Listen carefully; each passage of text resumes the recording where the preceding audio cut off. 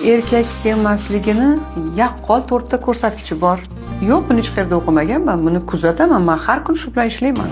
Qanday ko'rsatkichlari? Birinchisi, erkak kishi ayolini sevmay qo'ysa, unga qiziqmay qo'yadi. Qanaqa kun o'tkazganiga, uni qiziqishlariga, uni orzulariga, hattoki ayol bo'lishmoqchi bo'lsa ham, "Ey, boshim qotirma, ishim ko'p" deydi. Ya'ni yaqinlashish, gaplashish yo'qolib qoladi.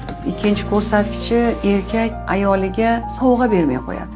Tug'ilgan kunga mayda-chuyda e'tiborlar qilmay qo'yadi. Ko'nglini olish uchun u yoqqa olib bormay qo'yadi. Nima uchun? Chunki bu erkakka bu ayolning xursand bo'lishi befarq. Odam yaxshi ko'rsa, yaxshi ko'rgan odamini xursand qilgisi keladi, to'g'rimi? Mana eslab ko'ring, yaxshi ko'rgan paytlaringizni ko'nglini olgisi keladi. Uni xursand bo'lsa, siz ham qo'shilish xursand bo'ladi. Yana bir ko'rsatkichi, erkak yaxshi ko'rmay qo'ysa, ayolga pul qizg'anishni boshlaydi. Eng asosiy ko'rsatkichi, erkak kelajakda shu ayol bilan birga qanaqadir orzular, planlar qilmay qo'yadi.